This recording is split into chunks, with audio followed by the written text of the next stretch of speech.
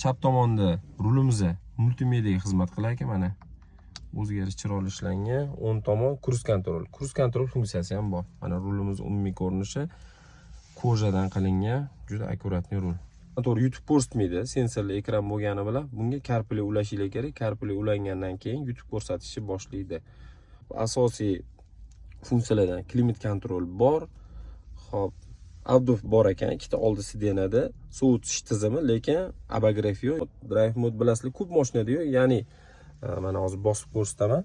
Mana bosganingizda mana o'zgaryapti. Ko'rayotgan bo'lsanglar, normalga o'tdi, sport rejim и eco. Tractionni bosganingizda, hop ko'rasizlar, snow, mana sand,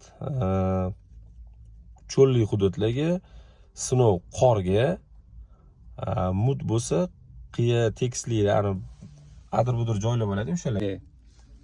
Telefonni zaryadga qilsanglar bo'ladi, USB port и перекрутитель ham bor ekan. Ko'p mashinalarda hozir перекрутитель chiqmayapti. Patskanliklar mana ikkita ekan. Patskanlik rushnoy. Oddiy qo'lda tortasizlar, elektronli emas. Barlari ham akkuratli, o'zgarishi kattagan ekan. Bakoy yopadigan funksiya bor ekan. И bu yog'i oynalarni upravlat qiladigan. Bakoy ham ichidan legirovka qilaverasizlar. Hop, bu yoqda ikkita knopka bor ekan. Bittasi parkovka funksiyasi, ikkinchisi qayrilishlarda kerak bo'ladigan funksiya. Buni ham bosganingizda, burilayotganingizda unaqa qiyinchilik tug'dirmaydi. Umumiy ko'rinishni bitta ko'rsatib o'taman. O'zgarish chiroyli ishlangan.